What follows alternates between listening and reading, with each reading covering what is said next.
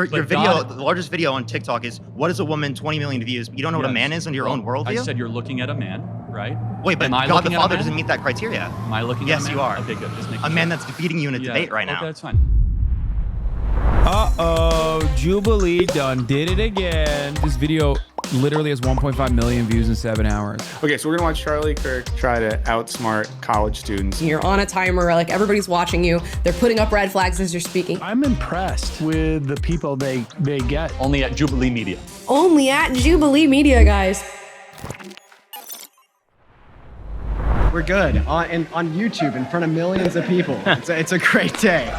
Hello, everyone. I am Charlie Kirk, founder of Turning Point USA, and I am surrounded by 20 woke college kids.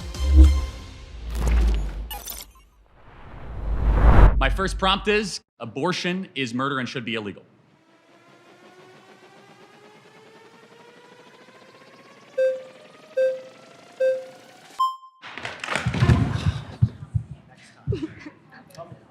All right. Can I maybe go?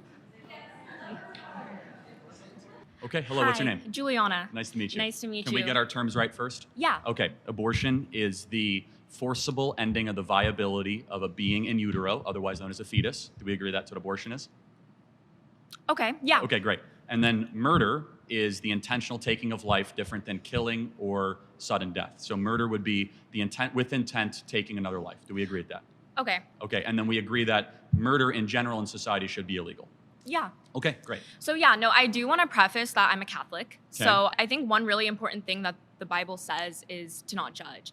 And just going back to the topic, I think there's a big difference between, cells in utero than a living, breathing, existing being. And while I do believe it's murder, and that's just my personal belief, right? I don't believe in telling people what to do with their bodies. That's not up to me, and it's not up to us as well as Christians to judge. Should we prevent murder in society? For sure, yeah. Then it should be illegal.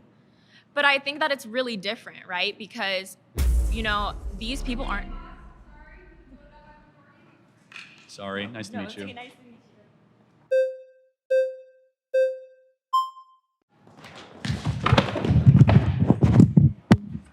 Okay, what's your name? Naima. Nice to meet you. Okay, can I just ask, at how many weeks do you think that a fetus is viable? Well, viability and moral worth are two different things. No, but I'm asking you, at how many weeks do you think a fetus is viable? Well, at about 20 weeks, a baby can survive outside of utero. So it's actually 24 to 26 weeks? weeks? 20. The youngest ever in a NICU unit actually happened in San Diego, not far from here, and survived at 20 weeks. Okay, so under Roe v. Wade, 93% of abortions happened in the first 13 weeks of pregnancy. That's 93% of the abortions happened well before a fetus is technically viable as a form of life. So let's go into viability. So what is it about, let's say, a 6-week baby that has a heartbeat, its own DNA, fingerprint, brain waves, that is less moral worth than an 88-year-old right now with dementia in a home down the street? That person requires assistance, requires help. Why is it that the 6-week baby is of less moral worth? Well, first of all, it's not a baby, it's a fetus. Well, what does fetus mean? A fetus is in utero. What does fetus mean in Latin? What the f***? I'm sorry, is this It means little human being. Ooh, his smile is very creepy. Okay. Smiling is creepy? No, your smile specifically. Got it. But let's go back to, we're losing track here. No, but what species is the fetus? The fetus is not a species yet. It's technically classified as a parasite until it is viable. So, no, I want to talk to you about something very quickly. I can't let you get past that. Are you sorry. saying a baby is a disease or a tumor? A parasite is not a disease and a tumor. Those are not the same thing. A parasite is defined as something that cannot survive outside of its host. A baby, before it is viable, cannot survive outside of a woman's womb. Got it. So let's extrapolate that. It is not a living organism. Are old people with Alzheimer's and dementia that are being assisted every day, are they parasites? No, they're not parasites. They're human beings who are on the brink of death. Got it. So they're not going to be able to survive. My 4-month-old that requires mom's breast milk and requires daily changes and feedings cannot survive without its own. Is my 4-month-old a parasite? Your baby can breathe on its own. Your baby can drink water from its mouth to its stomach. But it cannot. Your baby can it hunt? food. Can it gather? Can it reason? But that's not what qualifies something as being a living organism. Being a living organism simply means, can you survive outside of a womb outside of your host. Got it. So I just want to make sure I'm clear. Why does that then equate to moral viability? It equates to scientific viability. Why? Under what standard? Because it is not alive, and you are advocating for the rights of something that is not technically a life. Got it. So what is something while that has sacrificing the needs of the human woman who is alive. Got it. So, but a mom can survive Yes. without the baby in her, right? Yes. The baby cannot survive without the mom. Yes. But a mom cannot survive without her lungs. So it's not her body, it's in her body. It's not her I DNA, know. so it's not her choice. So it's It actually is directly her DNA. It it's is 100%. It's 50% of her DNA. half her DNA. He's gonna win, I'm telling you. This could take a while. Okay, first of all, Do we have our terms correct? We agree? Actually, no. So first of Okay, all, got I it. would like to refine our terms. I Got have it. 2 points to bring up after that, though. So you define murder as like intentionally like killing a human being. Mhm. I think that's a very poor way to define murder because if someone were to like break into my home and point a gun at the heads of me and everybody I love, and I intentionally kill them to prevent them from from killing my family, I don't think I murdered them, right? So I would define murder as the unjustified termination of a human life. You're making a good point. Let me further clarify that. So self-defense is Right. very warranted. Exactly, right? But I can see where you're going to go with how that has to go with abortion, but we can go down that journey in a second. Yeah, so I mean, like, I kind of do want to give you my argument insofar as why I'm pro-choice, why I think it's justified. But first, I think that, you know, your position is quite absurd, right? Because you're saying that it is murder to kill a human being, right, at any point in development, especially when it's in the mother's womb. My question to you would be, well, does this make women with IUDs murderers? Because it is the case that in some scenarios, an IUD will allow for conception to occur, meaning there's a unique human life there, but it will prevent its implantation, intentionally killing it.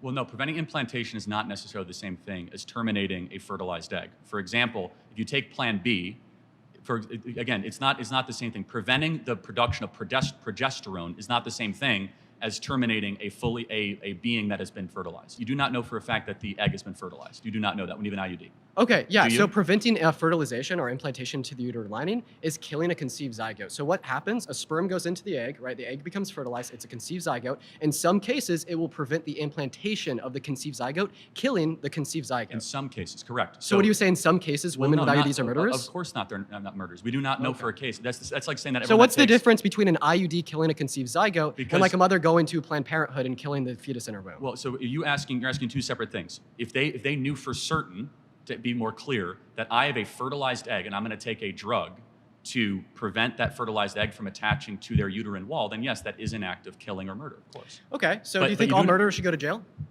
Do I think all murderers should go to jail? I mean, on third degree murder. However, no, I don't think women that got abortions or had IUDs should go to jail because I think that they have been deceived by mass culture and mass propaganda. Secondly, the people who should go to jail are the abortionists, who are the ones that have been putting the abortion pill, the ones that have been doing procedures, the ones that have been going into the third trimester and breaking babies' backs and inserting them with syringes while the babies are crying and suffocating, being born alive, and then being dead on the operating table. Okay. That is who should go to jail. Oh, That was actually the best point somebody made. we'll have to talk I know. about it.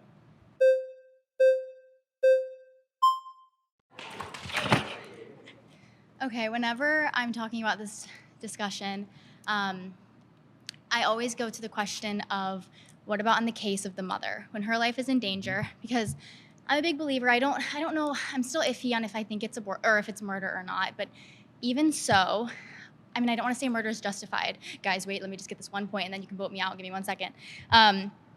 Say the mother gets pregnant, and she knows that if she gives birth, she's going to die.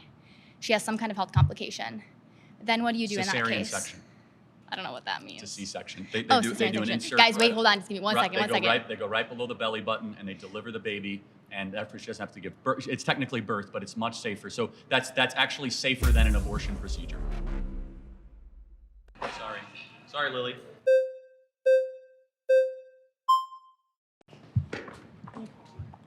Hello, how are you? Hi. What's your name? Deedon. Nice to meet you. I would say with abortion, I think it's very complicated, but I think the issue that I have primarily with your stance of being pro-life, that there's no nuance.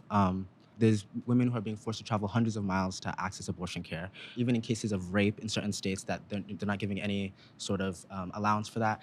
And I think, a lot of people who are pro-life, they say that they're pro-life, but I feel like they're really pro-birth because with firearms, the United States has some of the highest firearm deaths out of OECD nations, right? And we can acknowledge that that's for children who are actually living and breathing.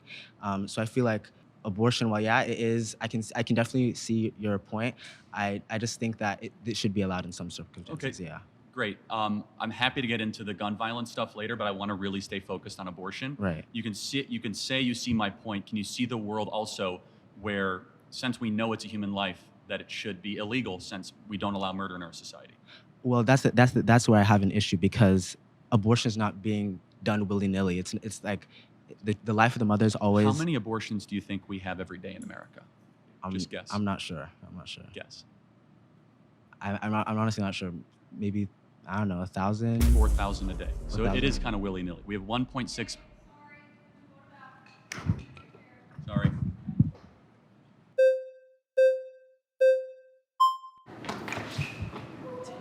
Hello.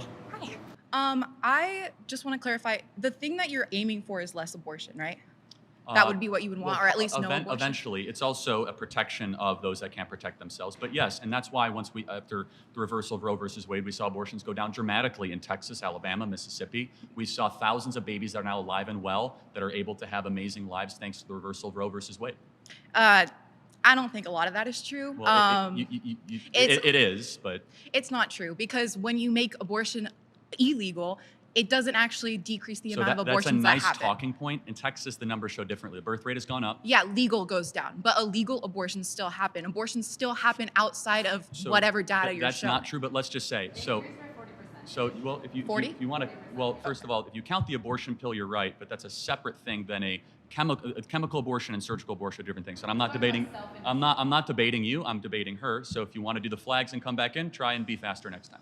So let me ask you this. So the question is, we should try to limit unjust suffering of human beings, right? Sure. Okay, that's my position, is that there's unjust suffering of anywhere between 1.4 to 1.6 million abortions a year of human beings that are being massacred in the womb.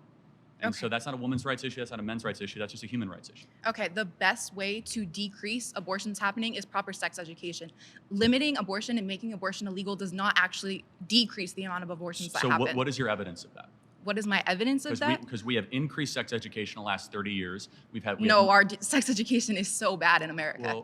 Well, by bad, what do you mean by that? We have more access to birth control for young kids. We have more kids that are learning to use birth control at a younger age. We have more of that in our public school system, and we've seen all the trends actually go in a negative direction. So, in fact, we see that the more sex education there is, the more disturbing those trends are. So you say that, let me ask just one more thing. You say that if we make abortion illegal, people will still do it. Should we then just make gang violence legal because No, I'm saying if you actually wanted to decrease the amount of abortions that happen, you wouldn't be advocating for to make abortion illegal. You'd be advocating for all of these other things. Does that logic apply to stealing, looting, kidnapping, arson, and murder?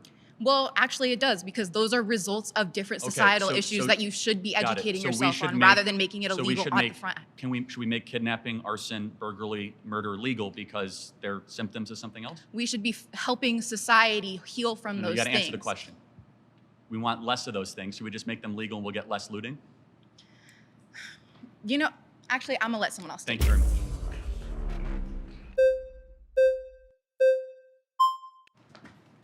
Hi, Parker. Nice to meet you. Yes. Nice to meet you, Charlie. Big TikTok guy here. So, like, pedophiles, people who were married to children in the past and normalized in that society, should they go to prison? Should pedophiles? Like, if you could go back in time, would you put those pedophiles in prison that married those children because it was normalized? They were deceived into thinking it's okay. Would you put them in prison? You got to slow down. Sorry. Pedophiles should get the death penalty. No, so you'd go back in the past, you'd give them the death penalty, even though they were deceived into thinking it was okay. But you said people who get abortions who are women shouldn't go to prison. But it's not currently illegal. Okay, regardless. Pedophilia at that time, it wasn't. No, I would not go back and retroactively enforce laws where things were currently not illegal. You wouldn't put pedophiles in prison in the past. Hold on a second. When was it illegal? When was it legal in America? Well, child marriage was legal in America throughout the early 1900s, and especially throughout most of society for thousands of years, especially in the Old Testament and in the Bible. Hold on a second. So where is the Levitical law that allows you to marry a child? Oh, yeah. Can you name the verse? Well, I can't name the verse, but the particular conditions that are listed in the Bible are that you have to be physical maturity and emotional maturity, which is extremely vague and throughout society has been seen to be met at puberty. There is not a verse, but let's kind of go back. Okay, so when is the age of consent under your view? Let's go back to, Generally agreed upon, it's 18 years old. But let me ask you. Because you don't go based on what's generally agreed. You go based on the Bible. I say 18 years old. But let me ask you a question. Where's that in the Bible? When does life begin? Conception. Conception, great. So good. So should we protect all life at conception? I care about sentient life, not sentient. cellular So life. when do brainwaves start? Do you think brain dead people should be able to pull the plug on, like a family should be able to pull the plug on an individual in the family that's brain dead? You got to answer the question. When do brainwaves start? You can see brainwaves around 6 to 8 weeks, which in I brain dead agree, individual there are brainwaves as well. So the brainwaves necessary to produce a subjective experience So are met until around 18 through 26 weeks in the womb. Can you see it from my perspective? That at 6 to 8 weeks, those brain waves will actually increase, not decrease, if allowed the process of development to continue. Did you know those same EEG scans exist in brain dead people that you don't think are sentient? No, but the difference with the brain dead people is that the likelihood of those brain waves actually increasing is very low at 6 to 8 weeks, when by 15 weeks they can hear the mom's voice. It's impossible. It's irreversible sensation. That's what brain death is. I apparently didn't know that. But no, it's not coma. But you're doing a red herring. Go back to 6. No, it's not. What's a red herring? A red herring is where you avoid the topic and you say something that is adjacent or symmetrical to what I'm saying, but not actually I'm saying. You mean a reductio ad absurdum? That's not a red herring. A 6 to 8 week baby, if they're allowed to continue to develop, what ends up happening? At a certain point, it will become a sentient being in the future. The same way that if I keep engaging in sex with my girlfriend, there'll be a baby in the future. Yet I don't care about the sperm. Unless you're infertile, which we don't know. But let's see the process of development, right? Why do you want to answer my question yet? Why do you have the ability or the right? Should those child P3Os go to prison? The process of should the pedophiles go to prison? From 1904. How many pedophiles are alive from 1904? They're not alive, right? I meant like if you can go back in the past, hypothetically speaking, and you could put them in prison, would you put them in prison? I would have killed them myself if I was alive. Okay, so then you don't apply it based upon what people are deceived to believe. You apply it based upon what you consider to be moral. So the women who had abortions, you think they should go to prison. So why should women who get abortions go to prison, but someone like my mom who told me that Santa Claus exists shouldn't go to prison because they're both sent? This is not going to be a constructive debate if you keep on talking over me. Well, I was finishing my statement. You were talking over me. But go for it. Let me ask you a very simple question. Do you think it would be a good thing if we had less abortions in America? It depends on the context. Like, are the abortions prior to sentience? Yes. Because I think all abortions. No, it would not be necessarily better you against unless it is the late-term case of the people didn't want the abortions and it would be negatively impactful to their health medically speaking. Are you against late-term abortion? After sentience, yes. Okay, so you believe in an 8-week abortion ban? Yeah. No, I don't. Sorry, I believe in an abortion ban after 18 through 26 weeks. Okay, that's a more reasonable position. I have to give you credit for that. It's similar to Trump's 15 weeks. Yeah. So why do you think that most people don't share your view on that? Well, people just don't really know what sentience is. There's not a lot of conversation about abortion, and these conversations are very difficult. Like they're conceptually hard to go through, and I understand why a lot of people don't understand their positions on it. So but I think people are where most You're cutting me off. Americans I thought we weren't cutting people off. I was actually complimenting.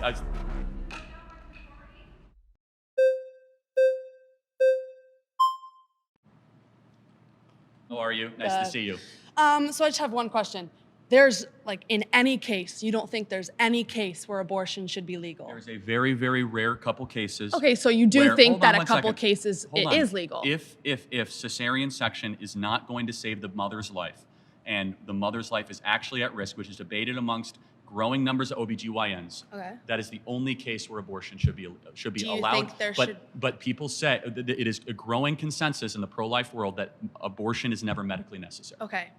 So if you had a daughter and she was 10 and she got raped, and she was going to give birth and she would and she was going to give birth and she was going to live, would you want her to go through that and carry her baby? That's awfully graphic. But it's a real life scenario that happens to many people. The answer is yes, the baby would be delivered. Oh, okay, great. So that's insane. But let me tell you why. No, hold on. Let me ask you a question. There's 2 ultrasounds I have. One is a baby conceived in rape. One is a baby conceived by a loving couple. Which one is which? Your daughter was probably hopefully conceived by a somewhat loving couple. Conceived by rape? Tell me which one was conceived by rape. You don't know. Exactly, because it's all human rights and it's all human beings. But that doesn't matter. It's about your daughter who has to give birth to it and is going to be tortured by that for the rest of her life. That's going to take away every freedom she's ever going to have. That's going to ruin her life. She's going to grow up and she's going to be attached to another thing. The point is how you were conceived is irrelevant to what human rights you get. Hold on 1 second. If a person conceived in walks down the side of the street, it's not like they don't get First Amendment rights or Second Amendment rights. It's not about that person. The worst thing to do to the daughter is to then say, hey, we're going to go murder the being inside of you. They wouldn't even know. Like, listen.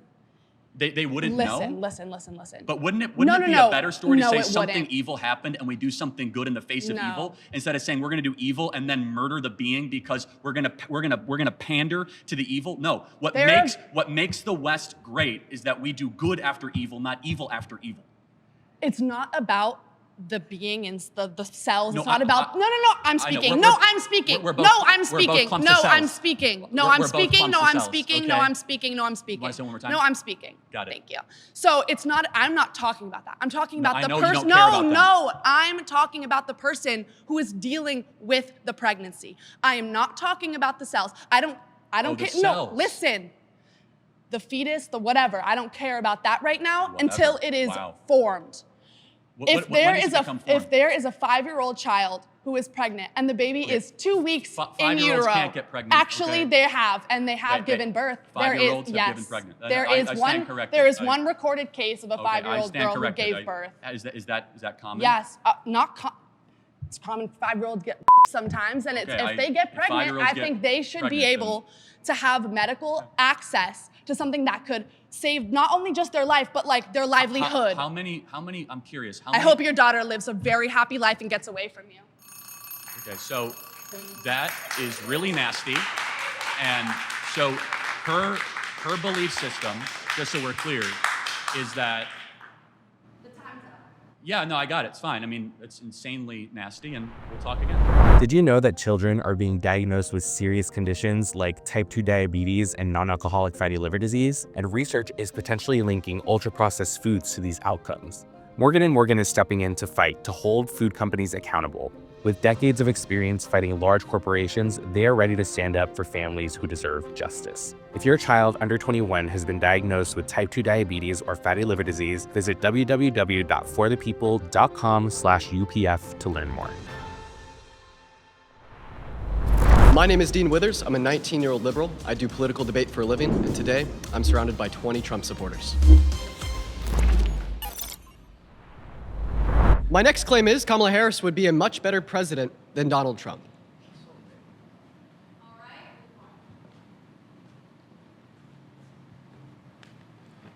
I don't believe that Kamala Harris would be a better president than President Trump. And the reason why I believe that is because Kamala Harris has had many chances. When she was a district attorney in San Francisco, she convicted more people of minor crimes than any other DA of San Francisco. And I know this too because I lived in San Francisco for a period of time, and I understand the criminal justice system to a certain extent.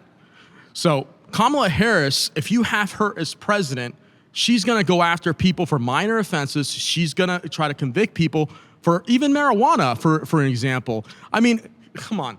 Most people in this country have already been past this whole issue with cannabis and everything. And I think that's something that should be overlooked, and it should be something that should be legalized on a federal level as well.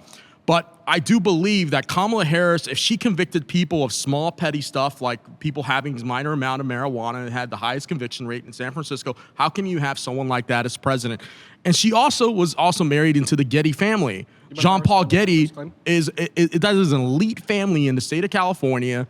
So how is it that you're gonna say, oh, Kamala Harris is better than President Trump? Of course. First, let's respond to a couple of your claims there. How many people did she convict?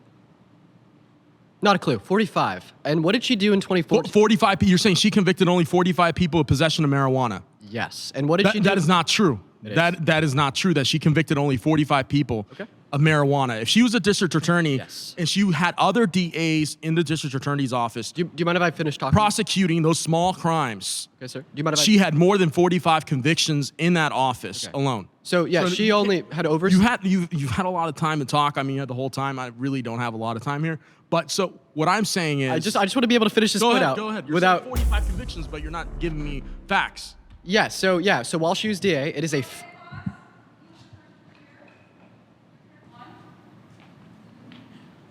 Welcome in. Hi. Hi. So do you mind if I give you my reasons why I think that Harris would be a better president? If you want. Cool. So there's two main categorical reasons why I say Harris would be better than Trump. The first category is character. The second category is policy. Let's start off with character. First of all, Trump is a sexual abuser. Trump is a felon. Trump is a fraudster. Trump is an election denier. He's a dictator on day one, wannabe fascist. Okay.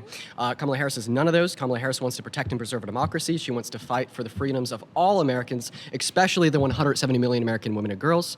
And then we could reference policy next. If you want to respond to character, go for it. If you want me to hop straight into policy, I could do that too. Well, starting with character, I technically do not think she's a good person.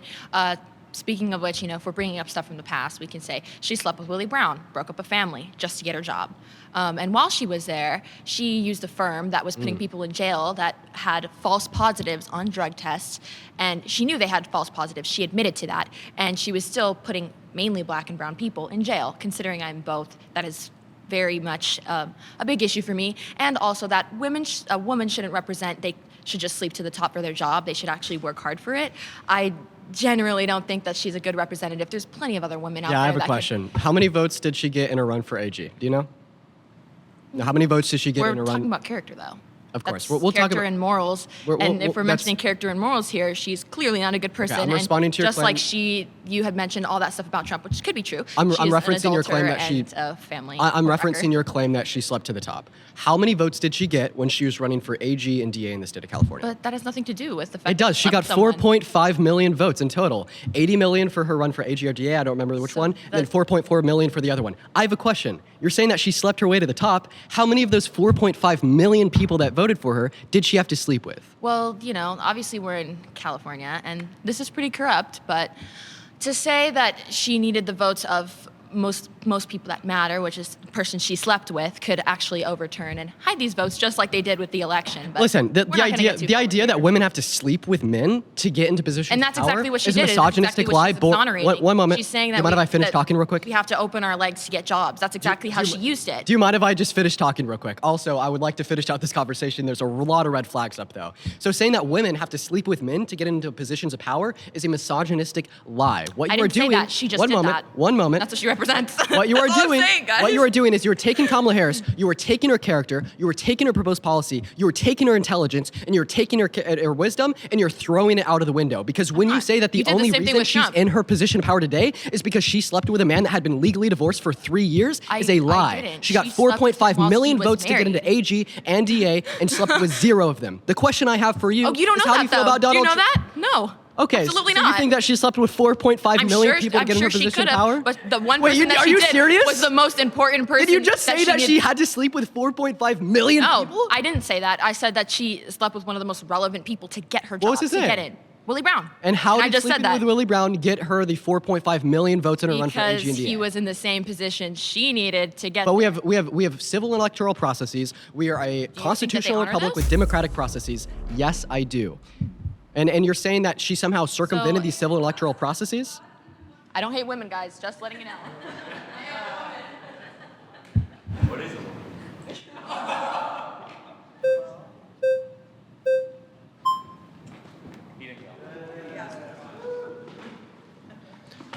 Welcome down.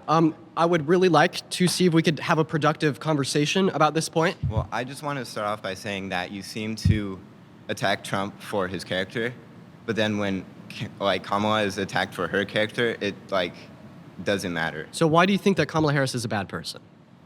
For reasons that have been stated. Can you repeat them?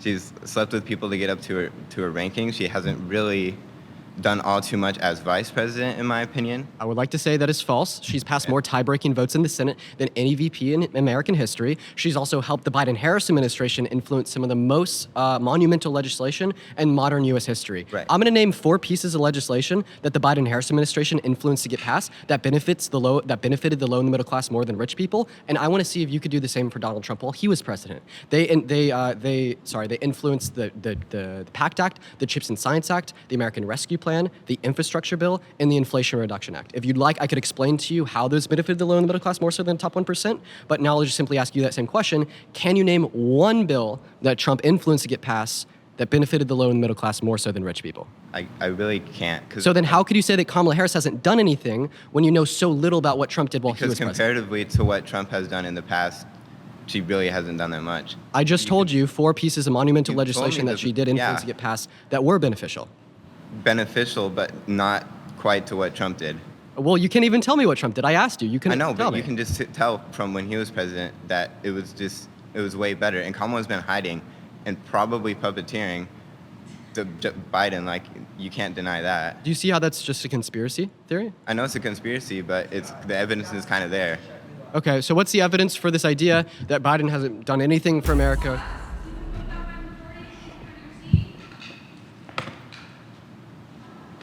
Sorry. Okay. That was smooth. You just kind of slid into the scene. Thank you. I think a lot of what we're hearing from you right now is just what I call book smart. Like, you probably are more knowledgeable than a lot of us on these policies and all that. That's not necessarily applicable to real life living. If we look at in my opinion, one of the most important roles as a president is to keep our country safe. Kamala Harris, she's the border czar, and she has completely failed at that. She's let in millions and millions of illegal immigrants. And you've been asking us a lot of pointers, so I want to ask you, do you know what the average amount of fentanyl per pound that has come through during Biden's administration versus the Trump administration? No, I'd assume that it's much higher under the Biden-Harris administration. Do you know what amount of drugs processed across the southern border are processed by U.S. citizens? But I'm talking about illegals right now.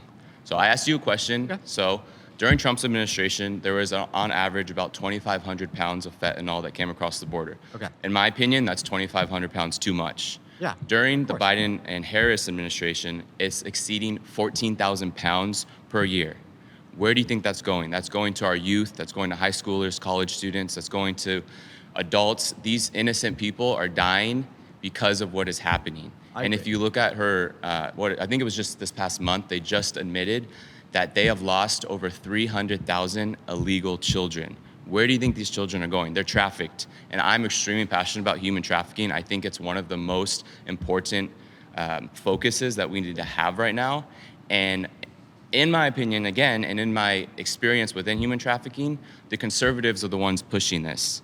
Kamala's ignoring it. Kamala's not the one going to visit the border. She went and visited the border. She went to the only part of the border that is safe, that they're not coming through. And she said, we don't have a problem here. Nobody's coming through.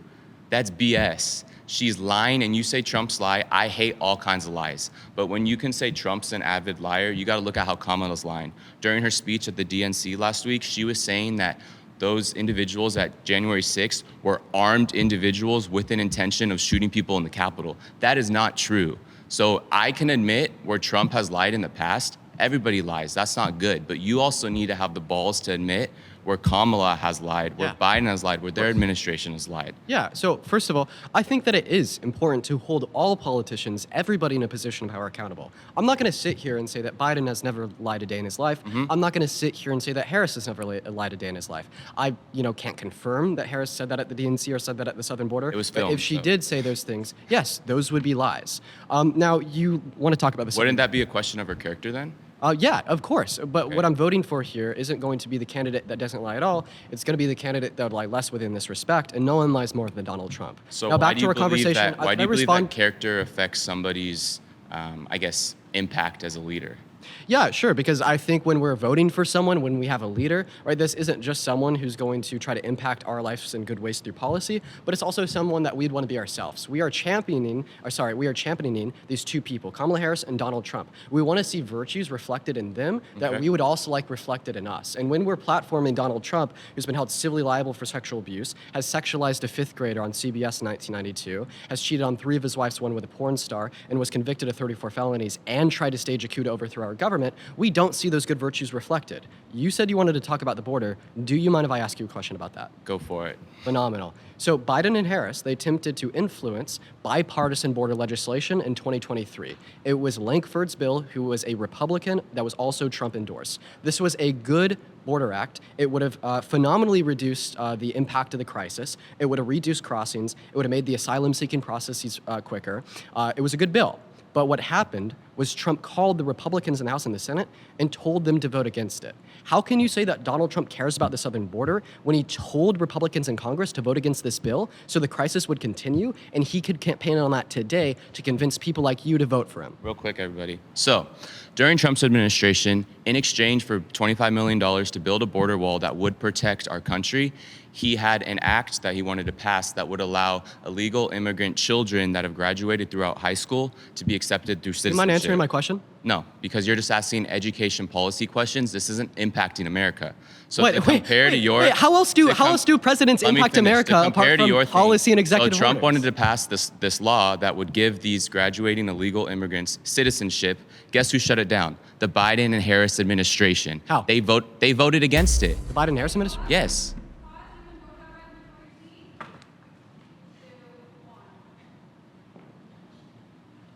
Hello. Howdy, welcome back. Well, okay, so you keep bringing up the border and you keep bringing up the Senate bill. Langford's bill, absolutely. The Senate bill never passed. You want to know why? What did pass was H.R. 2, which again has been sitting on Schumer's desk, which actually closed the border.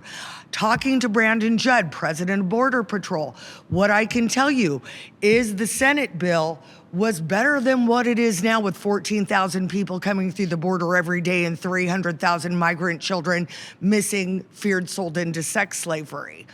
Now, H.R. 2 did close the border, and that is the one that actually passed the House that Schumer has ignored. So I'm really sick of hearing, oh, Trump stopped the Senate bill. The Senate bill didn't pass. You know why? Because it was a bad bill. It codified the invasion.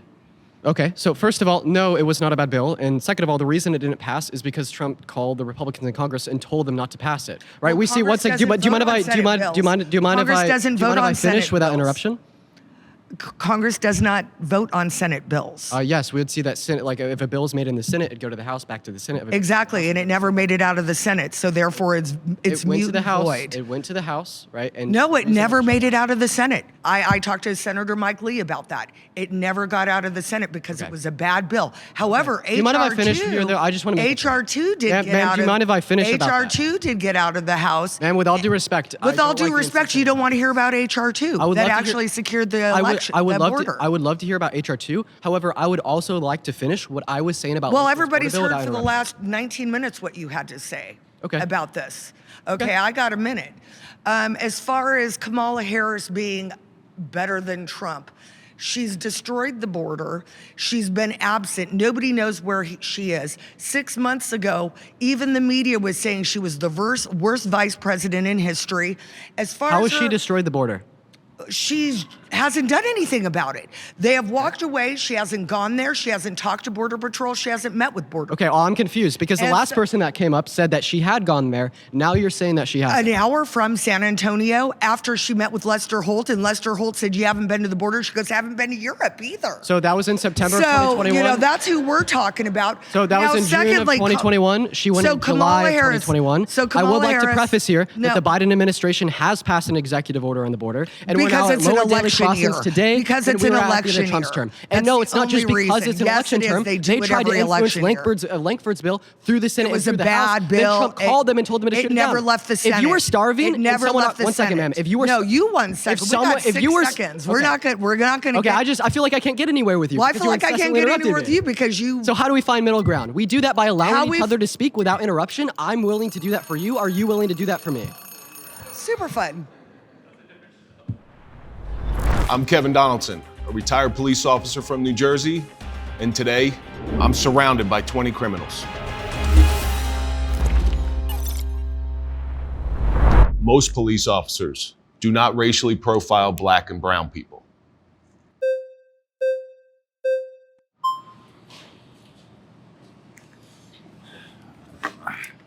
Yeah, well, I disagree with that. I think you guys get trained to do that. And on top of that, like, you humiliate our people, the brown and the Blacks. Like, that's your job. Like, I don't know how many months you get trained for that, but you're pretty much there to degrade us. What training on planet Earth would have us racially profile Black and brown people? It goes without saying. I mean, that's just how you guys are, you know? No, you said training. I'm going to hold you to that statement. What training do we get to racially profile Black and brown people? You say that the training, or you guys are just like that? So I'm assuming from your statement that you've been racially profiled because you're brown. I mean, it happened all the time. I mean, I think that's the only reason why they would stop me, because of the color of my skin. I mean, I'll just be walking down the street, especially when I'm with my kids, you know? Like, that's the part that I hated the most, being humiliated in front of my family and kids. Okay, have you ever done anything wrong prior to this where you didn't get caught? I'm honestly, like, I was innocent each time they stopped me. Not when they stopped you, prior to them stopping you. Have you ever done anything wrong? Of course, you know, no one's perfect. Okay, so how many times would you say on a percentage did you do something wrong where they didn't stop you? I mean, very low. But that has happened, correct? Yeah, it has happened. Okay, so why can't police make a claim on the other side of that they didn't get you when they should have? No, I just feel like these cops, they don't have any remorse for our people. You know, they just come to our neighborhoods and leave, and they cause more damage than they come. So what neighborhood are you from? Let me start there. I'm from South Central LA. You're from South Central LA, and there's a lot of good people in South Central LA. Am I correct? Yeah. It's okay. Can you imagine what kind of life it would be if the police were not in there? And you have certain people looking to do harm, certain people looking to do good, certain people just trying to raise. All right. We'll talk after that. Okay.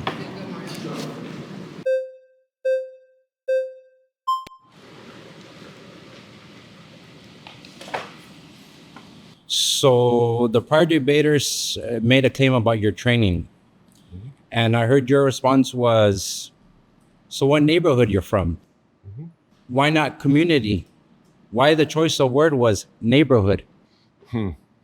Because that's how I grew up, and we grew up by neighborhoods. If you would rather me say community, I'm not beholden to the word neighborhood. Awesome. So with that, you're saying also, okay, question, you said you don't pick and choose black and brown. Why do the numbers show that the most incarcerated are black and brown? A lot of it has to come from economics, okay? Those people with good lawyers are more likely going to be able to get off. That's the legal system. The legal system is run by human beings. And the one universal truth about human beings is they're flawed. They're flawed. So the reason that there are more black and brown people in the system like that is maybe because they're of lower social economical class and they cannot afford to hire the high price attorneys. Now, sticking to the same topic of training. All right, pause. Wait a minute.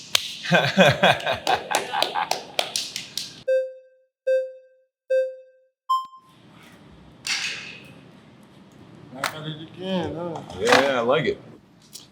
Honestly, I may be opposed to a lot of people's beliefs here. I agree with you. Most cops that I've seen, if we're talking about the word most, generally, I've seen more cops be good than none, than bad. But at the same time, in Los Angeles, it's just this thing called the gang unit division. And majority of them are bad. Majority I've seen encountered horrible cops. They put a bad name on just cops, period. And I've seen cops allow it.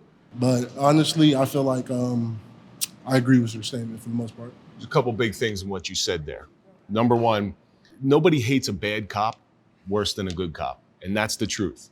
Because that brings me to the second point where we are all, in this room, we are all judged by our lowest common denominator.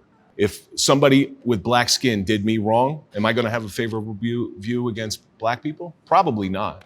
Probably not. If you had a cop treat you a certain way, are you gonna have a favorable view of cops? Probably not. But most cops, I'm telling you, most cops are out there trying to do a job the best they can. They're trying to go home and support their family and live the best life. What you're talking. Pause. Believe you've been voted out.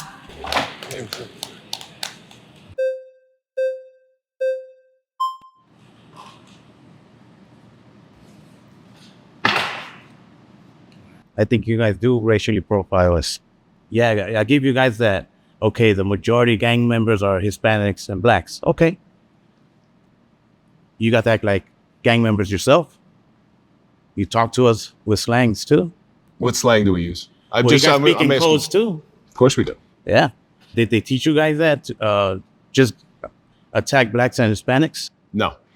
It seems like it sometimes. Most of the time. You're allowed the time. You're allowed to believe whatever you want to believe. Mm-hmm. But I'm telling you, there is no police academy in the world that go after this race as opposed to this race. Did they teach you guys too what's the difference between an ex-gang member and an active gang member? No. There are people that are gang members, but change their lives too. And we're still getting pulled over. Those are the people I love. However, if you get pulled over and you're doing nothing wrong, you need to thank the police. I'm going to tell you why. Because they're looking out for you. They're looking out for your community. I'll change my verbiage on that one. They're looking out for your community in order to get those who haven't found their way, such as those reformed gang members, to try to maybe change their way, to make an impact on them. So they should be thanked. It happens to me. I had to ask them, why are you pulling me over? They don't even have an answer. Well, most of the time they don't. Like, they don't have nothing to say. Obviously, I know because of my looks. I know. So laws might be different in California, but in New Jersey, you always get told why you're pulled over. I'm a clean person. What you guys see is this and my skin color. That's all. Most of my tattoos, you guys see that. That's when you guys pull up. Yeah, but who's looking at your color? So if I go to a neighborhood that's heavily brown or black, are people going to look at me? The police won't almost rarely never pull you over here. Oh, that's not true. Yes, that's absolutely not true because I've been pulled over. Yeah, okay. But in a nice way, we get yelled at. Oh, we get no. Pull over. Get your hands in the air. You're making a dangerous assumption there, my friend. That is not true. I was driving through Alpine, New Jersey, which is one of the wealthiest neighborhoods in New Jersey. I was in an Infiniti, which was my buddy's car. And I got pulled over. And I got ripped out of the car. I didn't have a problem with it. If you're not doing anything wrong and you get stopped, then nothing's going to happen to you. They do embarrass us. You get embarrassed every day. That's stuff you got to get over. I got embarrassed. I got pulled out of the car. Okay, pause. So you've been voted out.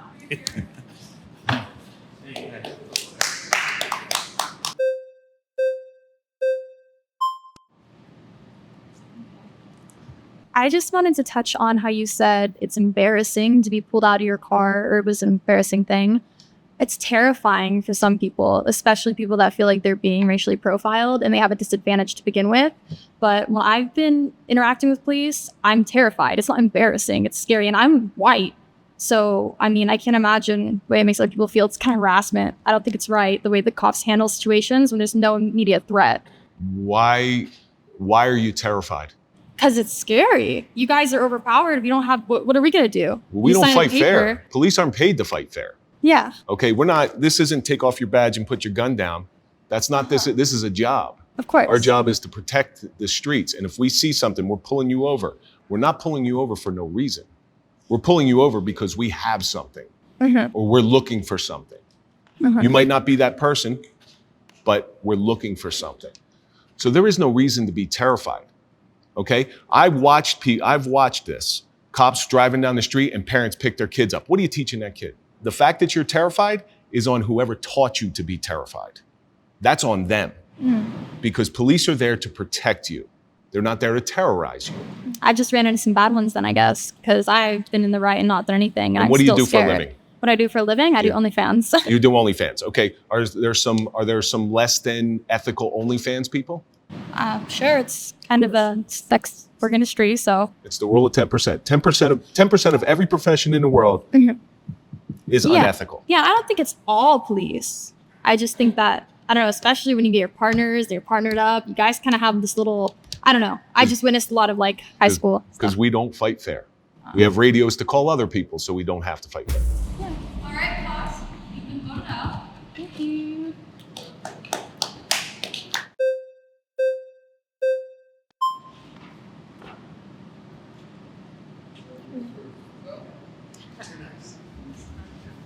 Hey, Kevin. How are you? Good. You seem very nice. I don't personally know if you have ever judged someone based on their race, their ethnicity, their skin color, maybe just their appearance in general.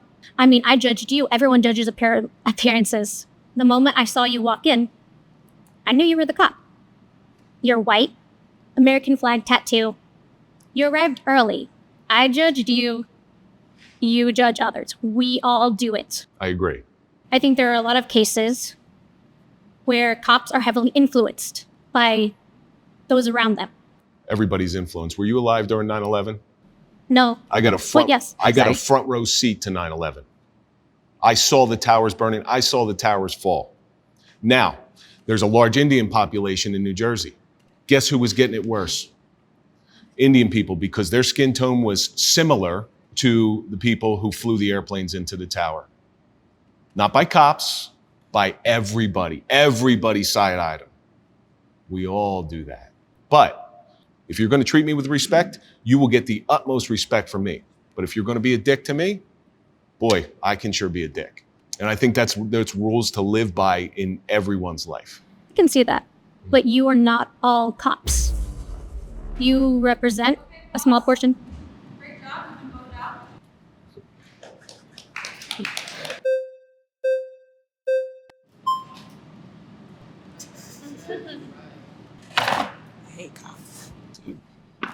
Are you racist? No, but y'all is. No, you said you hate cops. I do. Are you racist? I hate them, all of them. All right, so Y'all killed my cousin for no reason. So the reason I ask if you're racist, because the definition of racism is treating a group of people differently by the way they look or what they do. Actually, it's bigotry. Ooh, Okay. You said you hate cops Mhm. because you had a bad interaction with a cop or a small group of cops. So for you to hate a group of people by the interactions based on one person, it's irresponsible. It is? Yes. You should take your own advice. How so? Y'all, you was just talking about respect, right? Y'all don't respect us at all. At all. Just like he was saying. That's a bold-faced lie. Nah, it's not. Absolutely. It's not. Y'all judge us by just looking at us. We don't have to do nothing. We don't have to do nothing at all. And you're 100% sure of that? I'm 100% sure. When you're 100% sure of something, that's when you're proved wrong. I'm not proved wrong, baby. Yes, you are. We go through it every day, all day. So throughout my career, you're telling me that every black person or brown person that I came in contact with, I treated them unfairly? I don't know who you came in contact with, but most of y'all do. But you just said all. Now you're going back to most. I don't like none of y'all, to keep honest. I ain't met not one good cop yet. So what would you do if a white person came up and said, I don't like any black people? That's his opinion. Just like yours. Yeah. Just like yours. Would you say that's an irresponsible statement? Because I would. No. Everybody got their own opinion. Until your opinions are changed. I wouldn't change nothing against none of y'all. I don't like cops. Y'all treat us black and brown people very disrespectful, very different. Most of us getting killed every day. Most of you? Yeah, y'all just killed that lady for no reason. What lady? What was her name? Sonia. Yeah. You're making some very dangerous generalities. No, I ain't. Yes, you are. Y'all killed my cousin. You said for having most. sex in the park. So He had sex with a girl in the park. You said most. And they assumed he had a gun by having sex So- in the park. How you assume somebody having a gun by having sex in the park? I don't know, maybe he was well endowed.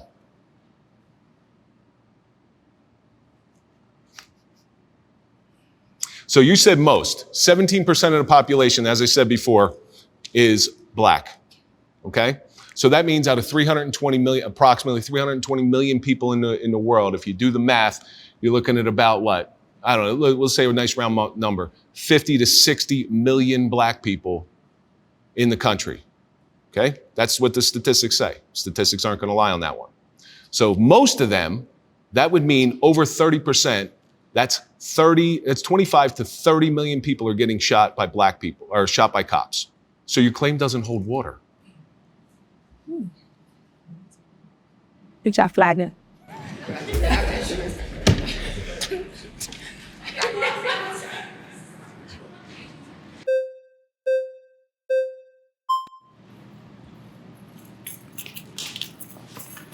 Hello. How are you?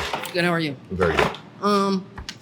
I think that opinions and all this is good, but I was seeing how worked up she was getting, and overall it affects our lives, and that's just period point blank. It affects our lives, and that's our family, and then it starts getting into our real lives and what's reality, and it hits different. So I don't want to say we hate all cops, but when it's something that it's emotional, it's hard to let go.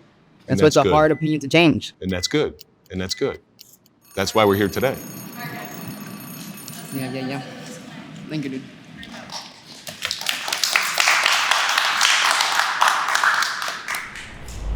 Why, hello there. I'm Ben Shapiro, and I'm co-founder of The Daily Wire and host of The Ben Shapiro Show. And today, I'm surrounded by 25 Kamala Harris supporters. My next claim is that Kamala Harris's extreme pro-abortion stance is morally indefensible. What's going on, dude? Meet you, man. Hey, good to meet you.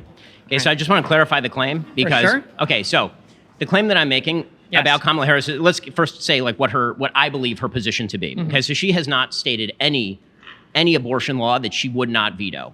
Right, so the Partial Birth Abortion Ban Act, for example, or late-term abortion bans, she would presumably veto that as President of the United States. That's the position that I'm taking in this particular prompt. Okay, so that is the position that I find morally indefensible. Okay, so again, I'm a very, very pro-life person, But I can see at least the sort of nuanced arguments that some people on the left try to make about abortion, even if I disagree with those arguments. The argument that she's making, which is effectively abortion until birth should be in no way regulated, I find that to be morally indefensible. My understanding right now is that a majority of Democrats would not support abortion through birth. My understanding is the more popular position, I don't think any state lets you go through birth. Maybe I'm off on that. Maybe there's a couple. California and New York, actually. Okay, understood. But yeah, I think the key claim is basically, I think most Democrats would want abortion within the first few weeks prior to the development of my personal moral starting point of life, is that the mind is the seat of consciousness, the brain is is where your self is. If you replace your heart, you have a robo heart, you're chilling. If you replace your brain, you're a different person, you're dead. And I think that when that brain first starts to develop, that's sort of where I see the beginning of life and where the fetus gets their first moral consideration. Would you agree that abortion before that point is tolerable? No, I don't agree with that. But again, quick question, just as far as defining the positions. Yeah. So would you agree that late-term abortion is indefensible? Yeah, I would. Yeah, that's not my position. I would not support that. So you actually agree with me on the prompt. Okay, so now we get into the broader abortion conversation. That's fine. I mean, no worries. That's totally cool. So yes, no. Do you feel like a majority of Democrats support through the moment before birth? A majority of Democrats have not supported any abortion legislation on the federal level in my entire lifetime, nor do I suppose that they will. So if there were to be a consensus 15-week abortion ban, for example, which is about the status in Europe, I would assume that virtually all Democrats would vote against that 15-week abortion ban. While I may agree with your more moderate position, or at least use that as a starting point, that is certainly not where the Democratic Party historically has been, nor is it where the Democratic Party is right now. Awesome, understood. And just to understand where you begin your moral consideration for a fetus?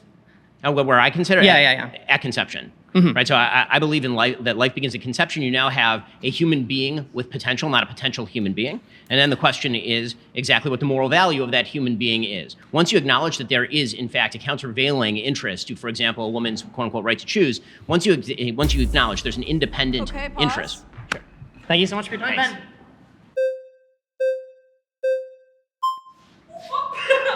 You made it. You're good.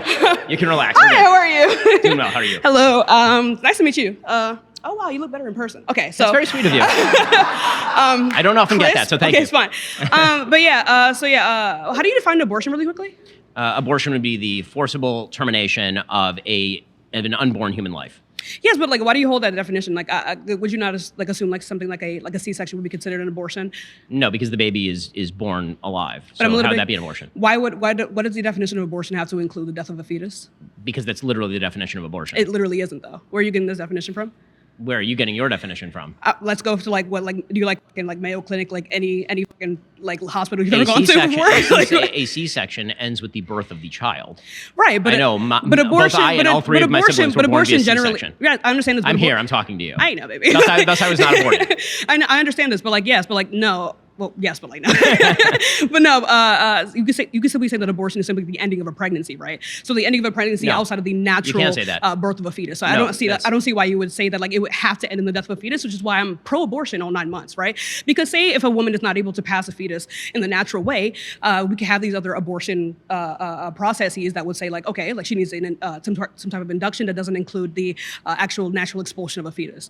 But it doesn't always end in the death of a fetus. So I don't see how you could say that Kamala Harris' stance is immoral in this sense. I just don't understand how you're removing the death of the fetus from the equation about abortion. That's literally the entire moral issue. You and I would not even be arguing if we were talking about C-sections or about natural birth. But it seems like at its core, though, we disagree on what the inherent definition of abortion is. You could leave away. We could very easily solve this. Let's just not talk about the word abortion. Let's talk about the forcible termination of a baby. Okay. So then, what do you value in the fetus then? The life of the fetus. Okay. So then, when is this? You said it begins at conception. Yes. And why is that? Because that is literally the biological definition of when an independent life begins. Yes, but why does it have moral value? It has moral value because that's literally the biological definition of when a human life begins. Right, but why does that have moral value, though? Okay, why does any life have moral value? I would value sentience. But why? Right, because based on what? This is simply what we value, you and I value. Is it okay to unplug a brain dead patient, for example? I mean, the question is whether it's okay to unplug a brain dead patient. Actually, quite a controversial one in sort of religious circles. Mm-hmm. But as far as why, I'm just wondering if somebody's in a coma and they're going to wake up, do you have the right to unplug them? Well, coma's not brain dead, though. We know that there's future sentience there. It would be a matter of a conjunct of past, future. Past, present, or future sentience. But a person in a coma has. I agree, and guess what? Fetuses also have guaranteed future sentience. Well, no, because you're only valuing one half of the conjunct. That's not right. So it would be past, present, or future. Now you're changing the topic. I mean, we started with what's the value of the fetus. Thank you so much. Thanks a lot. Whoa! You know what?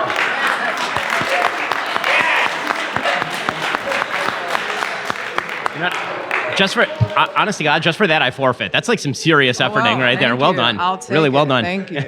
Yeah, so on the topic of abortion, I think we have a big focus on the moral aspects of abortion, but I do think we should talk about the legal aspects of life, because when a baby is born, two things happen: birth certificate, social security card. When there are when it's like cells in the body, you don't get the birth certificate. You don't get a social security card because it's not alive, it's not born yet. Therefore, when it comes to like the moral repercussions of having abortion, I feel like that's very different than legally, because if a cluster of cells in a woman was equivalent to a baby, I should be able to have tax deductions on that kid. I should be able to have child care from the government. I should be able to have child support from the father. But since like the clusters of cells is in fact not a baby, I feel like morally you can say whatever, but legally a clusters of cells is not like So sort alive. of hiding behind the legal positivist position, I think, to shield against the morality here is a problem, and I'll tell you why. Okay. So when it comes to, first of all, don't threaten me with a good time. I'm perfectly happy to have people pay paternity for children that are currently in utero. Like Okay. that's fine with me. In fact, I think that'd be quite good. I think it would incentivize fathers to stay with the mothers and actually be more responsible.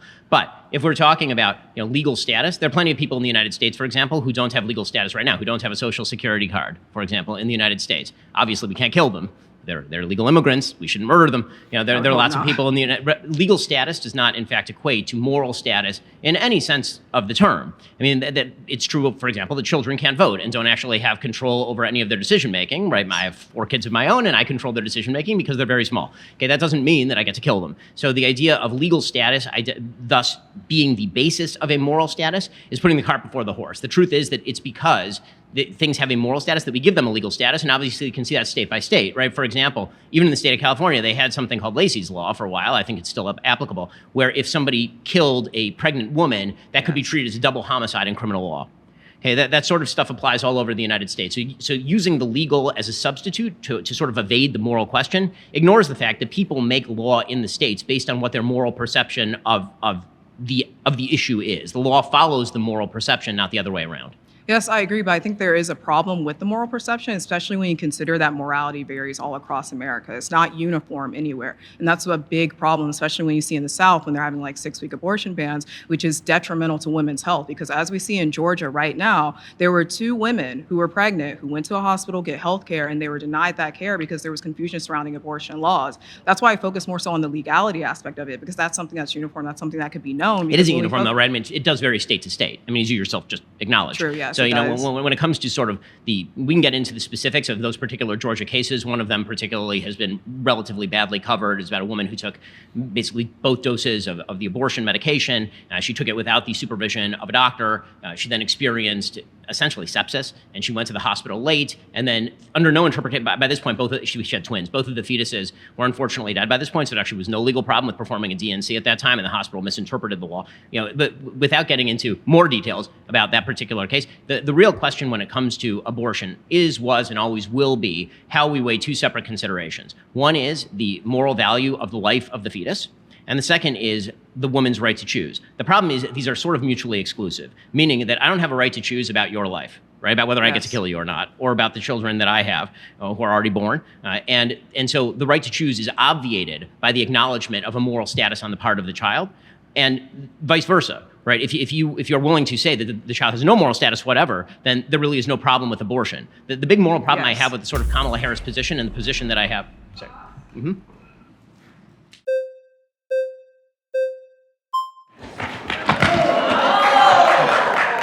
I think I got the judges over here. All right. Hey, nice to meet you, man. Plus, I'll see you again later, dude. All right. Yeah. Nice to meet How's it you. going? Nice to Hey, meet Cam. Hey, appreciate you being here and having an open discussion. Yeah, you bet. It's fun. Let's say that just hypothetically, right?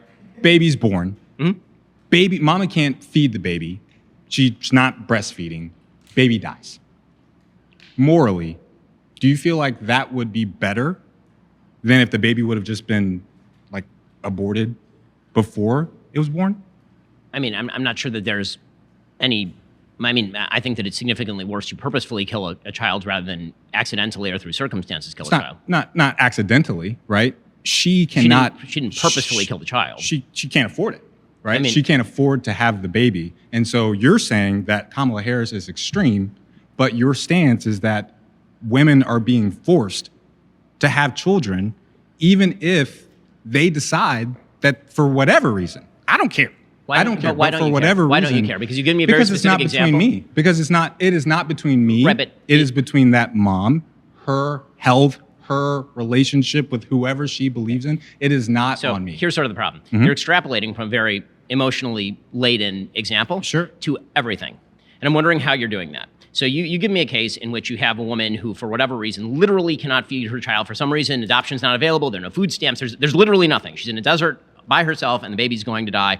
Is that abortion equivalent to a woman who decides to, because she doesn't want the baby for economic reasons or because it's going to crimp her lifestyle, like whatever, you said you don't care about the reason at all. That's your words, not mine. So she's 15 weeks pregnant. She wants to kill it. That's the same. Why? You're asking me why it's the same. I'm asking you why isn't it the same? Why is a baby who I think it's pretty self-evidently the same, who not the same. can't be born say that if she doesn't want to, if she says that I can't economically afford this child, that's like somebody going and saying, I can't economically afford this car, and the car salesperson still taking them on a test drive.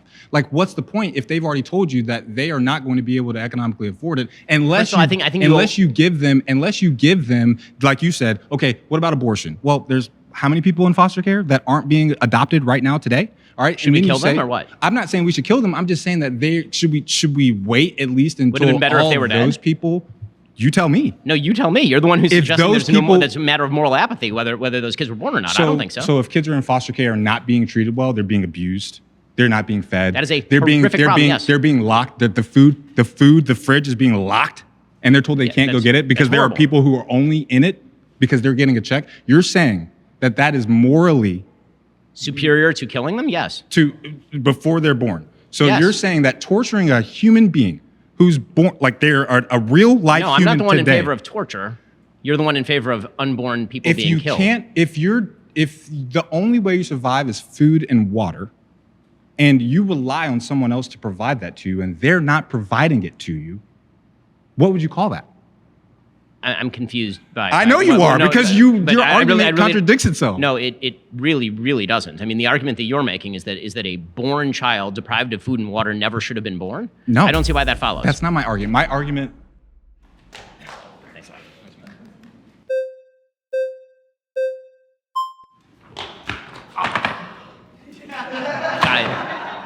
Wow. Okay, we're gonna take this chair. Look at that. Hey, Ben. Like a bro, my friend. All right. How's it going? Let's break open first a beer or question, something. can men get pregnant?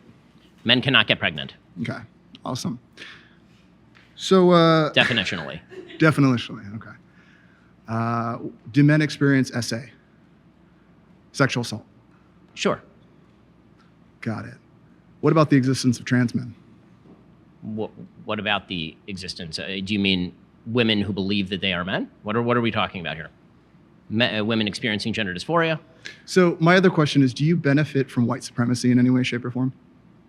I'm going to need more specifics on what you mean by white Well, here, supremacy. let me give it to you, Ben. Sure, please. So I'm a transgender man. Okay. I've experienced SA.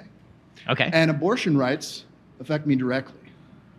So if we're talking about the American dream that you live, why don't I have access to that?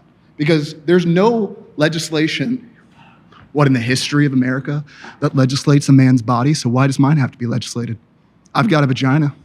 I'm not interested in what your genitalia are. Clearly you are. I mean, it's all over everything you make, buddy. I'm sorry. I hate to say it to you, but I think you can read on my face that I obsession radically you am guys not. have. I think you can read on my face that I radically am not. When we're talking about No, abortion, I don't. I mean, you can present it here, but in most of the content that you have, you attack my community constantly. And you don't even realize guys like me exist who actually share a lot of similarities to you and everything, because I'm a married man of 20 years. I've got a wife. recognize that you exist. I disagree with your Right, claim so that you if are a I male. was sexually assaulted, right, and I didn't have access to that abortion care, do you believe that I should have carried that child to term because What does I this was have to- sexually assaulted? I mean, No, I just want to make sure that that's what you believe.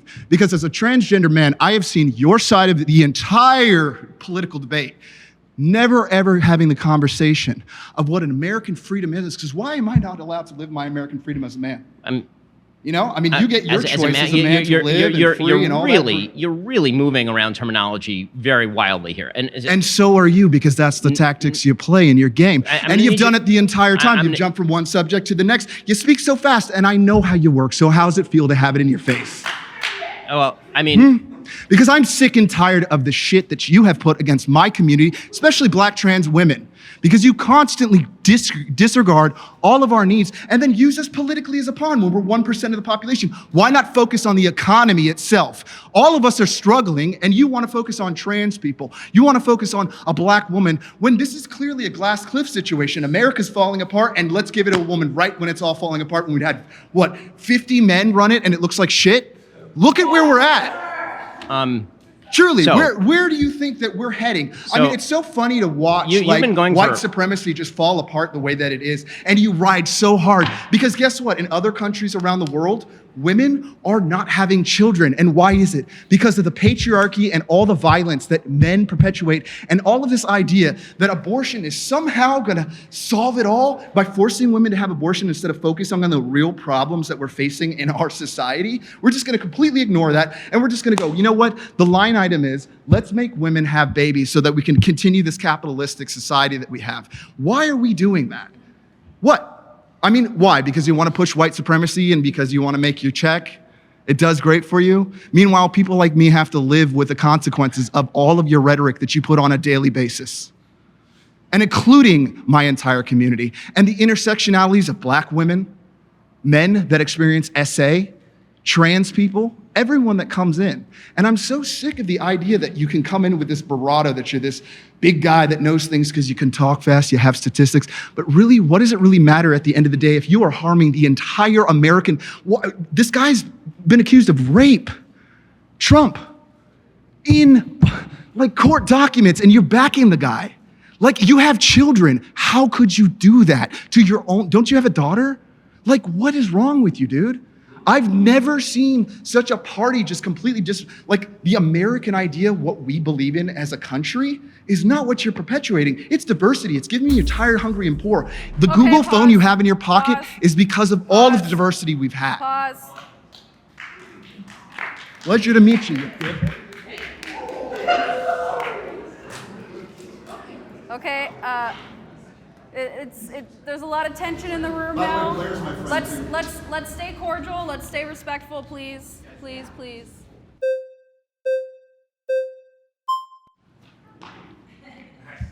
Hi, how are you? Nice to meet you. So let's say that I'm voted out by my friends here, and I stand up and immediately collapse onto the ground. Paramedics rush in, and through some magical means, they determine that the only person who can save my life is you. You can do that by giving me a transplant. Mm-hmm. Can you be forced to give me a transplant? I cannot. Why? Because I do not have a parental relationship with you, and thus I do not owe you a duty of care in the same way that I would if, say, you were my son. Can a parent be forced to give a kid a transplant? Yes, a parent can be forced to give a kid an enormous number of resources, or should be. Can you be forced to give me blood? No. Do you believe that the average person should be able to be forced by the government to do something with their body?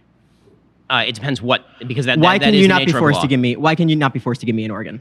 Because I do not owe you a duty of care sufficient to remove an organ Because from you me. cannot be forced to use your body to sustain my own, and that is the crux of Because the I do not abortion owe you a argument. duty to Because care. you cannot be you cannot be forced to use your body to sustain my own, and that is the crux of the abortion argument. And the problem is, and it's very morally You're ignoring the inconsistent. parental relationship. Because there's a point here. There's a very morally inconsistent part to your argument right here. If you do not believe that you should be able to be, you should be forced to sustain my body using your own, then you should also not believe that a woman should be forced to sustain a child that they do not want to carry in utero. Is the same basic argument. Well, it doesn't matter how you get there. Let's say that you crash into me on the way out of here. Well, no, it's if you hit it's into not me, the- it's actually yes, not it the is, same but it is. If you say It that, isn't, let's say that you run into me Okay. on the way out of here. If you crash into me, it doesn't matter that that is the reason why I am in that state. You cannot be forced to give me blood. You cannot be forced to give me an organ. You Okay, cannot that's be not forced to actually use your body how to abortion sustain my works. own. An abortion includes a pre-existing physical connection between the two bodies. So a better example would be the so-called dead violinist example or dying violinist example that was put forward by a philosopher, I can't remember her name. The basic idea there is that you wake up in a room and I'm connected to you, right? And you have some sort of health condition, I'm connected to you, and I'm giving you a blood transfusion. And if I remove that, you'll die. Do I have a duty not to remove it? I think there's actually a fairly decent case that I actually do have a duty. No, you do to not. remove it. You do not have Well, a duty to be forced to. No, why are you because defining my do- moral position? You do not have a duty to My moral sustain position is someone not else's yours, body clearly. using your own.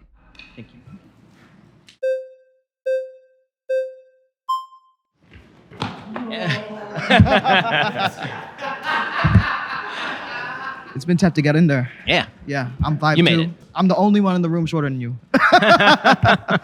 Okay, so honestly, my understanding of Kamala's plan is a return to Roe v. Wade, but in the legislative level. That seems to be the majority opinion by the American people. They were not for the removal, right? Trump is not really for an abortion ban, right? I mean, he himself has said he is not. Okay, yeah, but unfortunately, the way he governs, he puts those three folks in the Supreme Court. If they do it, his vice presidential pick really wants to do it. He's claiming now that everybody wants it to the states. Nobody wanted it. No, that was not the demand. I think people are just kind of interested in protecting their freedoms. It's a bigger discussion about freedom. And I think Kamala Harris is going to be the presidential pick to protect the freedoms. Okay, so again, I think that we have to define what we think Kamala Harris's position is. I think that it goes well beyond simply restoring Roe versus Wade, for example, which is an extremely flawed legal decision. A wide variety of legal scholars, ranging from right to left. Ruth Bader Ginsburg used to point out that that was a very flawed legal decision. We can't pretend that this is like a bipartisan thing. Roe v. Wade was a problem. The bipartisan thing. No, was you might like having you Roe v. Wade. might like the result. You might like the result of Roe versus Wade. The actual legal decision is a bad legal decision. I think that. That's the end of this claim. I'm glad you finally made it, though. Hopefully, I can come back for it. Yeah, exactly. It's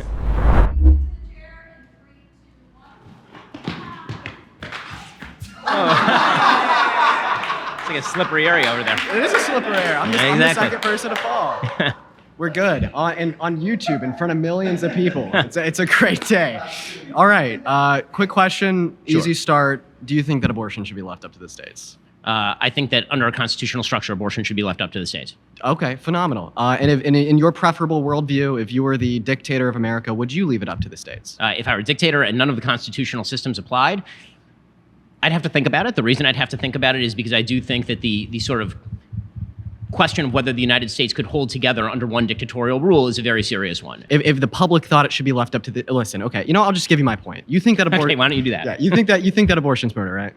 Do I think that it's murder? Yeah. I do think that it is murder, although I don't think that all forms of murder are morally equivalent. No, that's fine. So you think that abortion is murder, and you think that abortion should be left up to the state. So in other words, you think that murder should be left up to the state. So no, what I do think is that on a moral level, what I think morally is not always equivalent to what I think is constitutionally pragmatic. There are lots of things that I wish were illegal. Many things that I wish were illegal and bad that I think I personally think are very, very bad. I also think that that's not how you govern in a republic of 340 million people. Okay. So what I would like to do governmentally is not the same thing as what I would like to do morally, and I wish that more of our politicians felt the same, frankly. Okay, I mean, yeah, well, the overwhelming point there, you think abortion's murder, you think that it should be left up to the state, you think that murder should be left up to the state. You're saying that you on have a pragmatic level. Okay, yes. On a pragmatic moral level, do the level, Constitution. No. If I were setting the rule, why don't you just do this? In a state where I was the governor of the state, a popularly elected governor of the state, would I push for a heartbeat bill, for example? Yes. Okay, why don't we just do that? You think that it morally should be left up to the state. So your claim is that Kamala Harris's perspective on abortion is wrong, yet you say it's morally wrong for it to be left up to the state, and that's Trump's perspective. So would you also say that Trump's perspective on abortion is morally decrepit? I don't think that Donald Trump's moral position with regard to pragmatically leaving up to the states is of the same ilk as Kamala Harris, who actually wants to retain power at the federal level and then cram it down on the and I states. agree with that. So I don't think that abortion is wrong. I think that women, all 170 million American women and girls, should have access to abortion, and I think that there's some at issues. any level, at any time. No, before about 20 through 24 weeks, right? That's okay, time. so that's not actually the Democratic Party position, but that's really? fine. Roe v. Wade, it rescinds it back down to the state after the point of viability. The Democratic so Party platform makes no limitations with regard to abortion. Roe v. Wade, it allows states to legislate on access to abortion after 20 through 24 weeks at the point of viability, giving the states the same legislative ability on abortion in those in the third trimester as Trump's I understand what Roe versus Wade says. That's actually not the position of the Democratic Party for my entire lifetime. They're now using Roe versus Wade as sort of the crux of the matter in order to avoid the question as to whether they would, for example, veto late-term abortion. Or I wonder why 20 to 24 weeks is really the standard for some people who suggest sentience. Sentience obviously takes place significantly before 20 to 24 weeks. So for sentience, we'd actually see that the preponderance of the evidence from medical professionals would denote it occurring at somewhere between 20 and 24 weeks due to the ability to deploy the thymocortical connections, right? We'd see full viability occurs 20 to 24 weeks. We'd see medical examinations from the 70s and 80s that would denote the ability to play certain brain waves earlier at about 7 to 8 weeks. Yes. However, those would be, I believe it's either A or delta waves, not the sufficient waves that would be necessary to deploy sentience. But on your position, you said that a human being is morally valuable at the moment of conception. Agreed. I would love to ask you a question. Do you think that women with IUDs are murderers? This was the same question I asked to Charlie. I know Kirk. you did, yeah. And the reason And I I'll want give to you the ask same you this answer question, that I gave, that Charlie Okay. gave, which is that IUDs are designed to prevent Yeah, so- conception. so we have They're not designed to abort. We have two functions of an IUD. One function is to prevent conception, but the second function, now I want to like explain this a little bit more in depth with you than I did with Charlie That's fine. Kirk. Go for it. Is in sometimes when we're using the IUD, what will happen is it will allow for conception to occur, meaning that there's a unicellular zygote there. However, it will prevent its implantation into the uterine lining, essentially starving it to death. And if you think that the termination of a unique human life is murder, right? What we'd see here is that terminating this unicellular human zygote would be murder classified under your I mean, worldview. that's generally an accidental byproduct of the IUD. That's not the intended purpose of the IUD. The intended purpose of the IUD is to prevent conception. Okay. That's why I would make a distinction between, for example, Intended if we're talking purpose. about, yes, if we're talking about the different, I mean, this is the doctrine of double effect in Catholic theology, for example. The difference between, say, a condom and Plan B is significant in this moral view of abortion. Okay, so I mean Right. about intended purpose. So if I drink 3 beers, hop in my truck with the intended purpose of going to the gas station, and I take out a family of 5, I'm not a murderer because that wasn't my intended purpose. Well, I mean, at that point, there is a predictable result that could happen with a fairly. The same way that we have a predictable result of an IUD leading to the death of a. Well, what is unicellular zygote the sometimes. percentage of pregnancies that are prevented by IUD, by preventing conception as opposed to preventing implantation? Yeah, it's one of the two main functions. I mean, we'd have some research. I would evidence guarantee about that the 50-50. very, very, very high percentage. Okay, but of I what don't the think that IUD is culpability matters. So let's just say that. Oh, that's okay. That's fine anyway. I'm glad you waited. Yeah.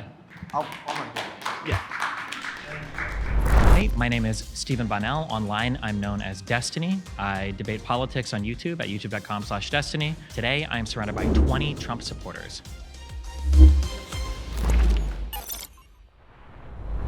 My next claim is the Make America Great Again movement would not exist without massive amounts of disinformation.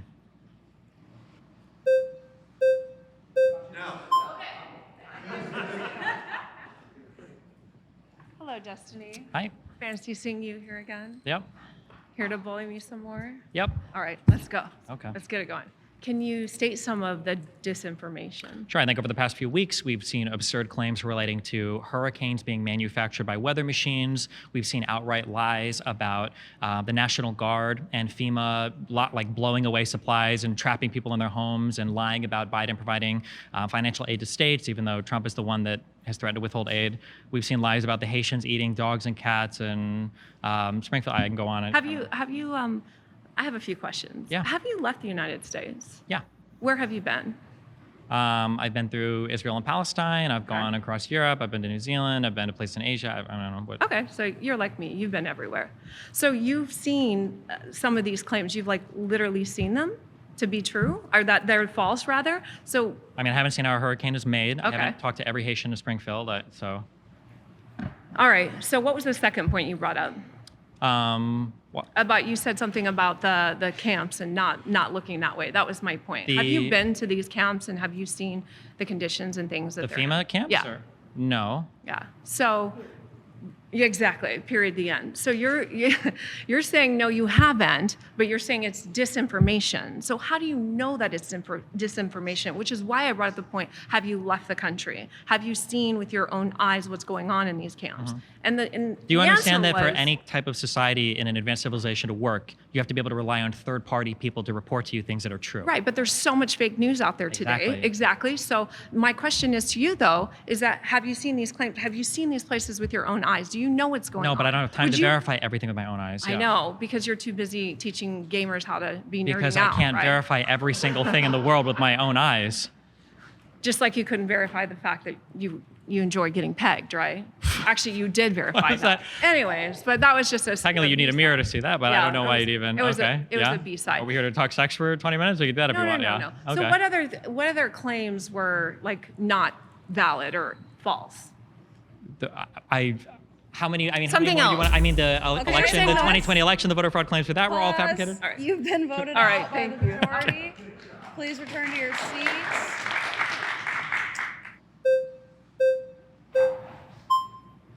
I think that both sides thrive on misinformation. I think average people don't have enough time in their lives to decipher what's true and what's not. I think that's the case for most people who work 9 to 5, unfortunately.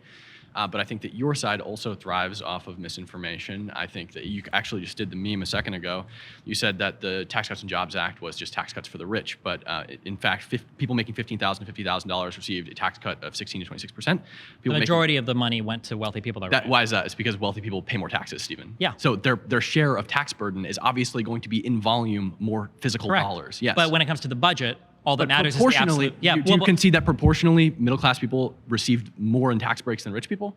Proportionally to their income? Yes. Possibly. Or their tax burden. But the problem is the effect at the end of the day on the budget then is going to be the biggest outlay is going to be towards wealthy people, right? Our deficits are increasing because all the money that wealthy people are saving, right? Okay, sure. Fair enough. But I think already, 90% of taxes are paid by 50% of the country and 50% of taxes are paid by 1% of the country. I always hear this thing of the billionaires, the rich people aren't paying their fair share, but it seems to me that they've been paying more than their fair share since America's inception, and the middle class actually has been paying not their fair share. And I'm not saying that we should increase taxes on the middle class, but what I'm saying is the billionaires are definitely paying their fair share. They pay a lot for sure, but if you want to fund all the programs that we have, you have to tax people more. Back to the misinfo thing. Okay. I mean, I agree that both sides engage in misinformation. I just think that conservatives do it on a whole other level. Donald Trump will get up and lie as easily as he breathes. If you watch any of the interviews that he gives, it's lie after lie after lie after lie. Same thing with Kamala Harris. Not even close to the same my level. God. There's a reason why they asked Tim Walz, did you lie? Were you 3 months off when you went to China? And then he filibustered for 5 minutes. And then for Vance, it was, do you believe the results of the last election? Yeah, no, I agree with you. These are totally different types of, you agree, these are totally different types of claims, right? But your Walz is side's probably not constantly okay. touting lies. Like saying inflation is lower now than it was under Trump. Pre-COVID inflation rate pause. is 2.4%.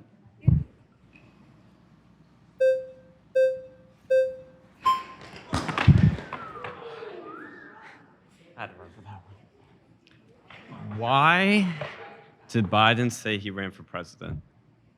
I don't remember. Do you remember the video he released at the beginning when he launched his campaign? For the 2020 election or for Yes. the, I don't remember now. He says because of Charlottesville. And he specifically cited that Donald Trump called the Nazis fine people. Do you believe that? So, yes. I No, don't know that's why. false. No, I'm sorry. Hold on, wait. I understand what you're going to say. I know what you're going to say. It's people like to go to the quote. So some people present this as Donald Trump saying that the Nazis were good people. He didn't. He said there were good people on both sides of that rally, but it was a rally that had Nazis. I don't know in what world you would ever say that. The full quote doesn't exculpate. It's not exculpatory at all, therefore. The full quote, he said, the Nazis and white supremacists I completely disavow. So he disavowed them. After he was pushed several times to do so. No, that's not true. He said in the speech. He said it in the speech. Okay. He said it in the speech. And they took him out of context and said that he called them fine people. Right after he said the fine people line, he said, I disavow the Nazis. So that's a lie that the Biden campaign started. I disagree that it was a campaign. lie. His It's quote 100% on its lie. own of him saying No, there it's were fine objectively people false. on both He sides did in a not. tiki tally on a No, tiki no, torch no. rally, that is insanity. He say disavow- That is insanity. No, It's it one was- of the easy. it was This the was like a president. question on a retard test saying like, hey, listen, here's a rally with a bunch of guys. Sorry, my bad. Streamer language. My bad. Streamer language. It's okay. There's a rally, and on one side you got a bunch of people with tiki torches. How would you describe the rally? And you go, well, there are fine people on both No, no. sides. It's the most easy bait in the world to say. You probably should just say that side is a bad side.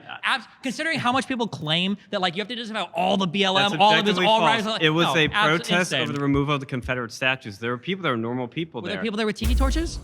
That was at the night before. That's Okay, irrelevant pause. because he disavowed the Nazis. You've been voted out. Please return to your seat.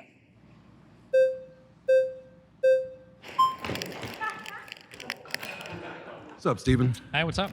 So, tell me, misinformation, you mean like fake dossiers or like rhetoric that has the president get assassinated, attempts to get assassinated? You mean like that kind of misinformation that caused 3 assassination attempts? Do you know why those people tried those assassination attempts? Do we even I don't know. You're your friends, right? Didn't you say like I one of don't the think any of them are Republicans my that she friends. got shot, right? I You don't had think no any of those problem with people that, are my right? friends. So I mean None of the that's the shooters level were of my friends. disinformation. Weren't 2 of them like registered Republicans? So they say. I think weren't they watching your content?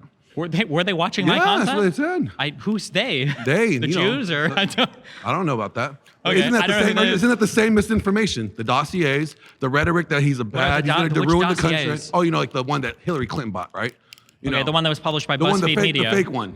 You know, Well, I don't know if the one that everything whole that was fake, but- whole FBI investigation that wasted a whole bunch of Americans' money, right? Okay. That Well, no, fake I don't think precedent. I would say. I think that the Mueller investigation turned out more credible indictments and information than the Hillary Clinton email investigation, than the whole Benghazi waste of time. Yeah, but and it was all that, all that Biden's stuff son, that or came Joe from Biden's the Democrat Party, all that fake news, right? Is that what you're talking about? With I don't know. I don't know if misinformation? you call it fake news. It was a dossier that they paid for to be researched That was by another fact. person. That was- But, I that mean, was- they that said was- that there was low confidence in a lot of it. Just And like, for so- instance, do you acknowledge that all this about Hunter Biden and his illegal dealings with Burisma and Joe Biden, like profiting off that? That's all fake news too.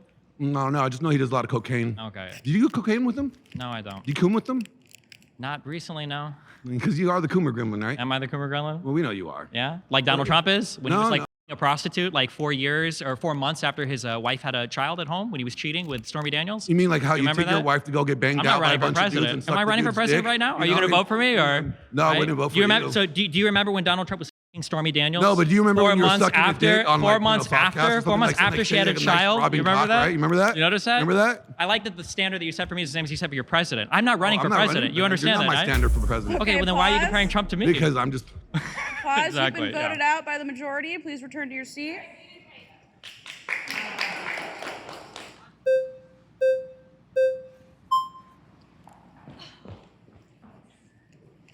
Okay, so everybody seems to be bringing up neo-Nazis and neo-nationalism. That seems to be coming up. And I want to know why. Under Obama, Joe Biden was the vice president. Under Obama, and they are United States government, this is a fact, organized a coup against the government of Ukraine. And Ukraine is known as one of the #1 countries where where neo-Nazis are going to train. You have the Azov battalion, you have the right sector. So one, the Azov battalion, I think at its most had like 600 or 700 people that might have been identified as neo-Nazis. Maybe, number one. Number two, the United States did not engage in any type of coup or There is anything in there is a Ukraine. coup. It's No, there reported. wasn't. Yeah, No, it's yeah, not. Victoria Nuland. Yeah, I understand. Victoria I'm aware of the Nuland. Nuland leak. All she said was that aware we of would the all, Nuland yes, leak the with leak, Jeffrey the leaked phone Pyatt. call Then where why all did they they say, why did they where remove say Jeffrey Pyatt from the leak embassy? Call, the leak call Why just did said they that they remove would Jeffrey prefer Pyatt from the one embassy? leader of another. Why did they There's kick him out of absolutely no Ukraine? evidence All that of this is on Euromaidan video. was This is on concocted. video. You're delusional. You're a Maidan? crazy person. I'm a You're crazy person because of Maidan? You're a okay. crazy person. Okay. Yes. Привет. Как дела? No. Нет. Okay. It doesn't matter. You don't understand what happened, and you're making Yep. up claims that aren't true. These are actual recordings from Victoria. No, we've Nuland all and heard them Jeffrey 15 Pyatt. million times because it's the only things that you guys can I'm sure. propagate to try to claim that the United States engaged in a coup You guys over there. haven't brought this up at all. I'm bringing it up right now. No, Okay, why it was pause. brought up The all the Azov. time. Yeah. You've been voted out by the majority.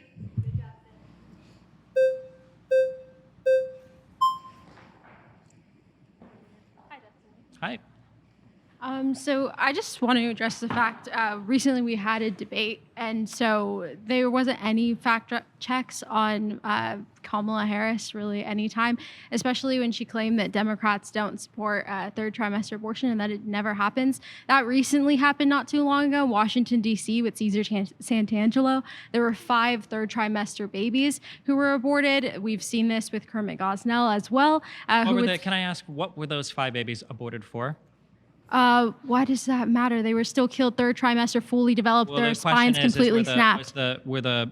Was the abortion a part of like a medical procedure for the life of the mother? No. So it was a totally It was an elective? elective, Okay, yes. I'll look it up afterwards. My understanding is 1, this is incredibly rare. 2, I don't even know if the vast majority of Democrats would support this. 3, I don't know if the vast majority of like pro-choice people would support this. But the thing is, I haven't- over I would have to look- 90% of Democrats actually don't. They are okay They are okay with there not being any limits on abortion. If I we think look that, at yeah. the states, there's 6 states, including Washington D.C., which is a district that has no restrictions on abortion. That means that all of those states are Democrat states. So yes, that side is perpetuating and at least setting a very dangerous precedent that this can happen in those states. I think the reason why they advocate for no laws in those states, and I would have looked, maybe there's a better way to craft a law for it, but the problem is that if you make it illegal, then if a medical issue does come up, there's a potential roadblock or a hurdle there where a person might die waiting to get some type of like legal But someone approval for always something. dies in an abortion. Someone always dies. A human being always dies. With all when due we don't respect, have this is an insane position, and No, I'm it's not not. going How to is take the it an position. I'm not going to insane take the position that the life of the fetus is going to be prioritized over the life of the mother because you want to make an abortion illegal there in that case. I don't think you have So the right it's to make that okay to decision. kill a human I think that being I just think it's for better. any I think sort that of the mother and I reason. think that the family should be making that decision. So- I don't think that the government should be stepping in and saying, we're I gonna don't think choose that this the life or government other should life. allow people to kill people for no reason. But That's you're what saying that you would turn the woman away from medical treatment because she can't engage in an abortion abortion. No, that's not what I'm saying. That's not the claim that I'm making. What I'm saying is that that side is saying that no one supports it, that no laws are giving precedent for third trimester abortions when that's happening. And even if it is a small number, say it's 1% of all abortions, that's still over 15,000 abortions. That's 3 times the amount of kids who die in school shootings, which is a tragedy, and that's an issue we all need to fix. But that's still a significant amount of people that are dying from abortion, and no Democrat is acknowledging that. And I think it should be at least acknowledged. Okay, I mean, if Republicans want to put together any type of like pro-choice legislation that they feel like Democrats would support, I mean, then they can have that conversation. But obviously, that's not going to happen. So No, when it's Democrats not, are 'cause it's not engaging okay in to kill that, because someone. when Democrats are engaging with that conversation with Republicans bring up the third trimester stuff, but you guys don't actually care about third trimester. Why do You we care not about, care? Because I'm side about to doesn't. explain it. Because you care about all 3 trimesters. You just Yes. use it exactly. So you don't want to ban third trimester abortion. You want to ban all abortion. yes, but you absolutely. hyperfixate on the third trimester abortion as a way to get No, into the because conversation. it's happening because your side denies that it happens, and it does Even happen. if they acknowledge that it happened, or even if they ban third trimester abortion, you guys would still want to get rid of So all you're abortion. okay with third trimester abortion? I'm Okay, okay. pause. Please return to your seats.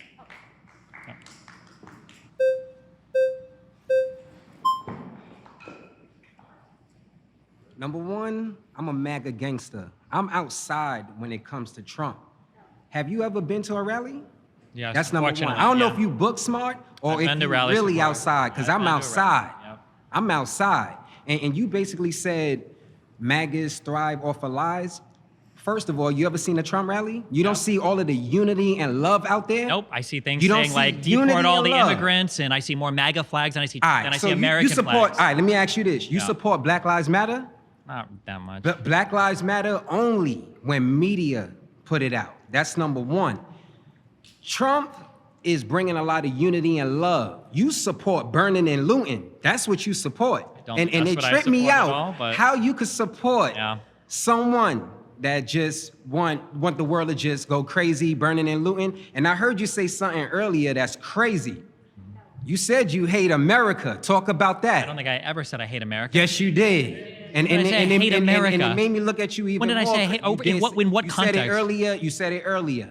I don't You think said, so. I hate think America. I said that And that's why I Trump is like gonna make America. I America like great America. again. I don't think Trump MAGA people like America. I don't think you 2024. guys have any idea what it means to be American. I don't think you know what American values are. I don't think you know what this country was founded or built upon. And I think you guys are obsessed with a cult leader who is taking the entire leader. Republican Party off of a cliff. Everything he say he do. Trump is gangster. Remember Can you give me that. one thing you don't like about Trump?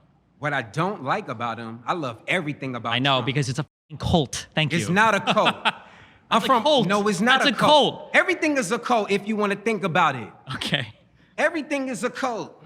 To somebody in a cult, that's probably true, yeah. He's someone that's representing, and Kamala, whatever her name is, she out of here. Trump 2024. All right. Let's All right. go.